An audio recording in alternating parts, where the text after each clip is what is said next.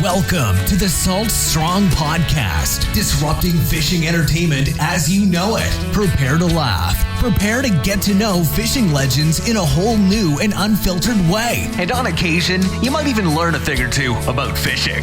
Here's your host, Joe Simons. Like diamonds. Your fish catching problem is not your lure, and it's not your bait. It's this. Hey everybody, Joe Simons, like diamonds. Hey, Luke Simons. Like diamonds. Salt Strong Bros back again. We're being repeaters, and here's why. 2 reasons. Last podcast, if you haven't heard it, it's What the Heck is Salt Strong? We got some amazing feedback, mind-blowing feedback, because it was shocking how many of our awesome members didn't even know all the things that we have behind the scenes. It's not just an app. It's not just a place to save hundreds of dollars on your tackle every year. It's not just an online community of 65,000 members. It's not just a mini course. It's not just a cheat sheets. It went on and on and on. We had one member who is a lifer. He spent a lot of money to be a lifetime member of Salt Strong. And his comment was, I didn't even know you guys had an app. We've had an app for 3 years. I'm not picking on them. It's a reminder that we need to be repeaters because you are busy. Our lives are busy. You don't hear every single thing that we say, nor should you.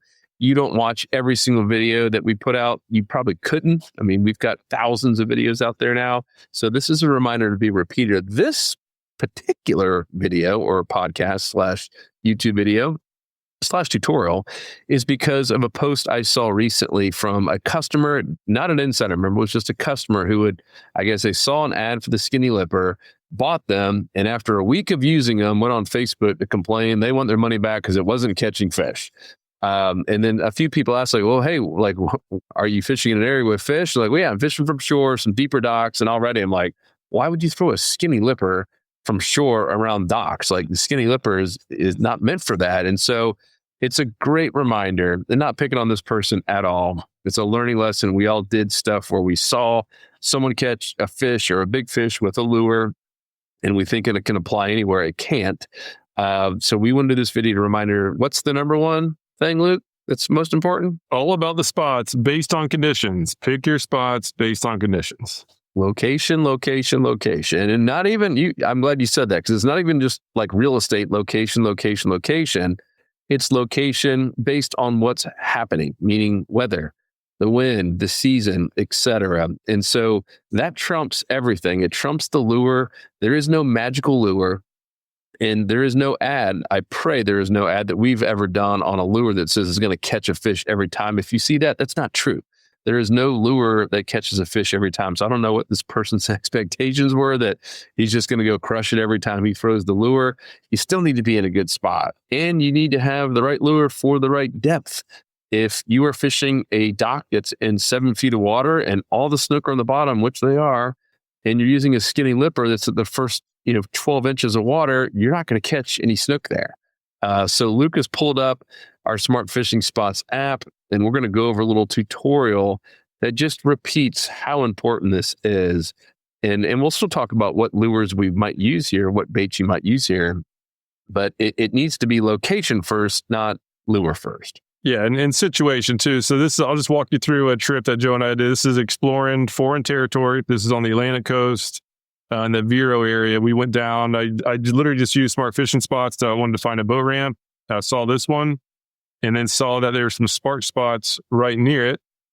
And so literally on the way out, again, based on conditions in the morning, this was the first catch of the day. And that was actually on the Skinny Lipper. If you zoom in, there's the lure. That's the exact lure that he said doesn't work. But I was using it in the perfect situation because it was early morning. You see, it was 7, this is the catch log from it, so 7:33 exactly. So the sun was just barely coming up. We had some wind blowing. You can even see in the background, there's a little bit of wind exposure on an otherwise calm morning.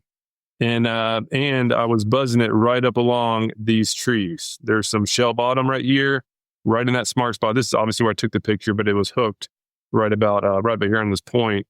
But it was just getting, number one, getting in a good spot based on the conditions.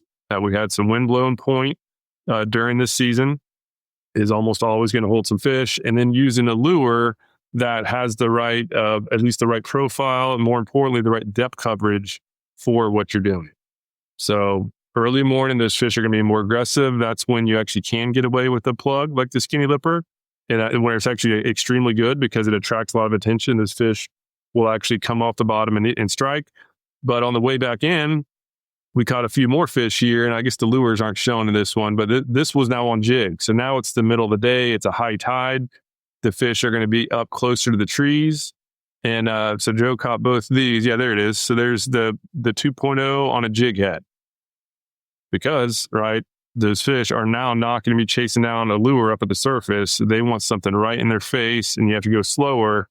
That's when the jig heads, the jig heads are going to have much better results. But back to the spots, though, right? Not all spots are going to be perfect every single time. So a lot of people will use our Smart Spot system, which is amazing and shows a lot of great spots.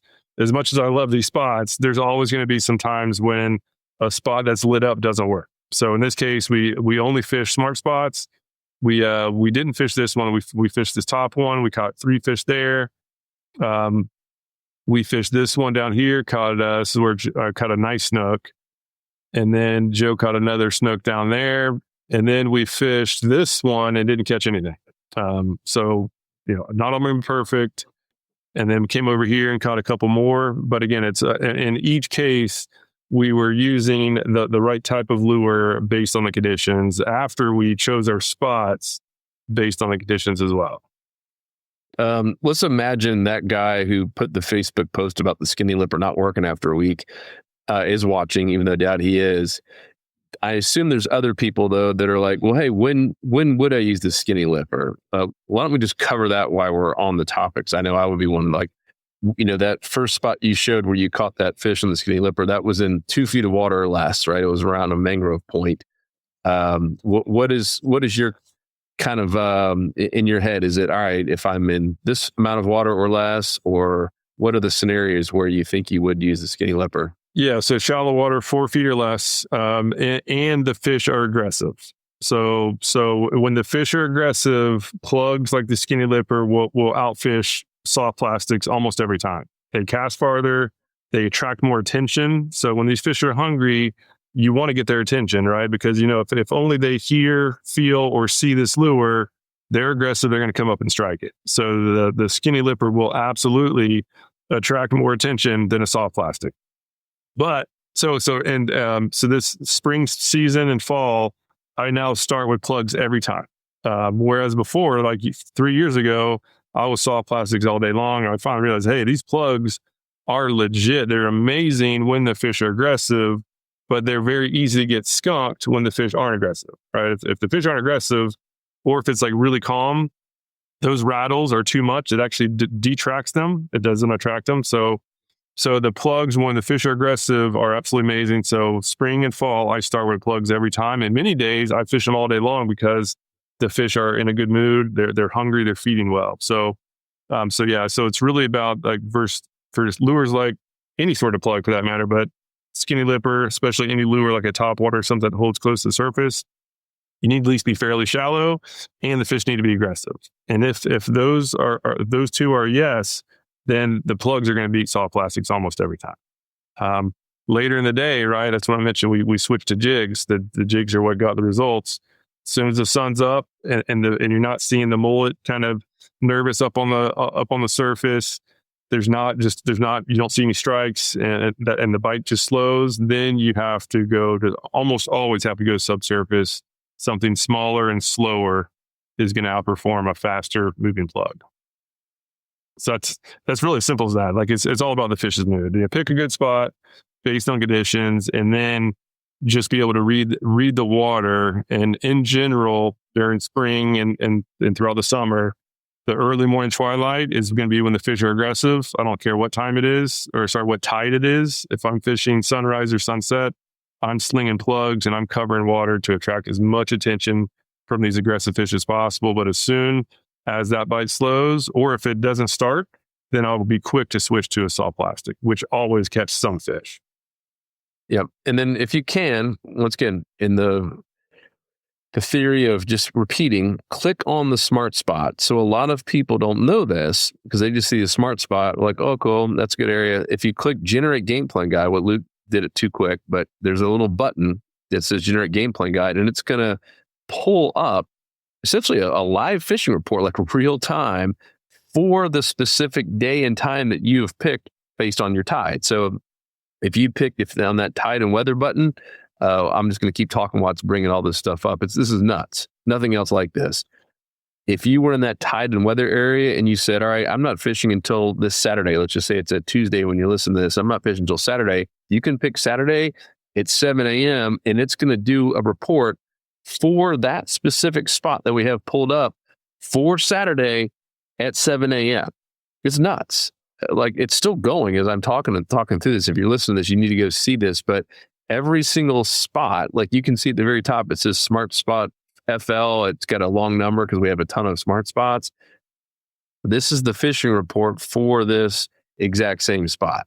So look, if you can kind of go through this and why this is so powerful, I call it like having a fishing guide on speed dial, where you're not having it. We're trying to take all the guesswork out of it. We're trying to give you everything you possibly need to have success in this spot, so you don't end up like the guy throwing a skinny lipper in 7 feet of water around deeper docks. Yeah, I mean, it gives helpful. And again, the short cheat code is what I mentioned before: fish aggressive, twilight, plugs, and then any other time, jigs on the bottom, solid plastics. That'll make your life simple as possible.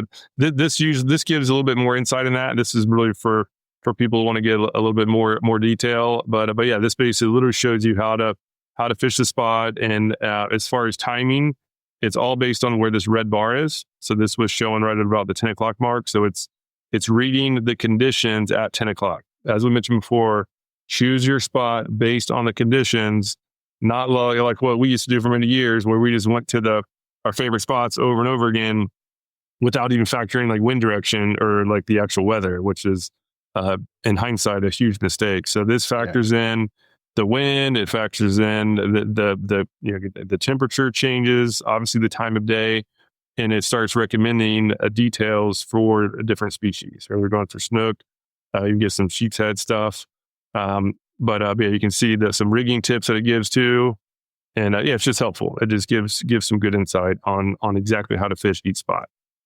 That being said, right, it's still. It's still all about approaching. A lot of people say, yeah, I follow the rules and then catch a thing. Yes, the lures and stuff are important, but spot selection number one, and then a position and approach number two. And that's if those two are done properly and you use at least the right general type of lure, you're going to be catching fish. Everything doesn't have to be perfect. Let's stay on that subject, because I do think that it's one of the most important things that gets overlooked. So let's just stick with this spot. How do you position an approach? Assume you're in a boat, assume you're in a kayak, doesn't matter, maybe both. What would you do differently? What's the right way and the wrong way? Where do people mess up when they're approaching a spot like this? Well, and again, the approach depends as well as conditions. Like this morning, it was actually pretty calm. It was this 3-mile-an-hour winds. And so when it's calm and clear, then the approach is crucial, where you need to shut the big motor down way before you get to the spot. Like I shut down right about here as the wind coming from the north. Well, I shut down here, which is probably, 3 or 4 cast lengths away from the zone. And then I was using the wind as much as possible. So you basically be as quiet as you possibly can to approach the area, and then make sure you're shut down anything loud well away from the area. And the calmer and quieter it is, the further away you need to be. So I like to do at least 3 or 4 cast lengths when it's calm. If it's really windy, then maybe one's fine. So again, it's match everything to the conditions. And so yeah, the wind was coming down straight down. I don't remember what the current was doing. In this case, the current flow is never really all that strong here. So the current was coming in a little bit, but it was pretty weak. So I was just going with the wind and just bombing that lure, casting long distances and getting to this fish before they have any idea that danger's in the area. A lot of people do. I see it all the time. They motor with the big motor all the way up, and they stop right here, throw the anchor down, and then start fishing. That is the worst possible way to fish a shallow spot. If you're throwing an anchor down before you cast, those fish are almost always going. Even power poles are much louder than people think. Like now, I hardly ever drop the power poles before I hook a fish. I've seen so many fish spook off from those power poles hitting the bottom that I don't even mess with. I have better results just gliding and drifting through a zone, picking off some fish. And if it's good and I saw some fish that I missed, then I'll go around and loop around and do it again. Much better than power pulling down and spooking everything before you hook them. That's a great tip. I mean, you start off by saying, slowing, turning your engine off and slowing down way above, because I've seen that too, where people come in hot and then finally turn the engine off. When we go lobstering, remember, like if it's slack tide, which is when you want to try to lobster like around bridges and stuff, yep. You can hear an engine. It feels like, it's right above you and you look, oh man, that thing's half a mile away from me. It is so loud. And when you're in shallow water, it's even crazier. It's bonkers how loud all of our stuff is. And the power pole, I know Pat did a little underwater thing with a GoPro. Peter Deeks has done some. And he said the same thing. He's like, you will be shocked at how loud a power pole is underwater. Everything around hears that. It's an unnatural noise. It puts them on alert. If you fish with Deeks, where would he be, Luke? Like, he would be so far away, and he's doing the same thing. He's using the conditions to let, his mullet or bait or whatever push up to where the fish are. And sometimes he's like a hunter. He'll sit there for an hour to let them cool down, because he will power pull down a lot of times, but as far away as possible. And he's like, guys, we scared him. We're going to have to wait for him to come back. You got to have patience, especially if you're going after, big fish like Deeks does. Yeah, Peter, the best I've ever seen for catching trophy fish. Almost all of his hookups are outside of casting range. So he would position way up current and then get a live bait, hook him near the tail, cast him out, and then let the current now take the bait further away than you can even cast and reach those fish that are really smart and are very good at feeling danger. So yeah, it really comes down, especially like really anywhere in Florida and most other areas that have high pressure. The number one issue, first of all, you got to find a good spot and then position and approach it properly. And if those two things are done properly, like redfish, trout, snook, and flounder especially, they're very aggressive. If they're not spooked and they see something that can fit in their mouth, they'll generally eat it. As long as they have the if they're not aggressive, just bounce something slow in front of their face, they'll still eat it. But as soon as they're spooked, they're not hitting anything. And I would say the number one issue, I might have, no, I don't have it here, but I was going to say the trolling motor remote, the one button that has spooked more fish than anything else is the anchor button for fishing shallow water. And I see this too. I go fish with people, even a lot of experienced people. They'll do what I mentioned, where you position upwind and start going down, and they know the power poles are kind of loud. So, okay, let's not do that. So let's hit the anchor button on the trolling motor. And that's almost worse than the power poles. That big old pulse, when that trolling motor does to try to keep position, try to stop the boat from moving and put it right in place, that pulse has let every fish within 2 or 3 casts know that something really big's in the area and they better watch out. And so when you're doing that, no matter what lure or live bait you're using, you don't really have a chance. So the key is, Ian, just be as quiet as possible. The higher the pressure and the bigger the fish that you want to catch, the more silent you need to be and just have a lot of focus on making sure that we're not spooking those fish before our lures or baits even have a shot of catching anything. Yep. Silent but deadly. SBD.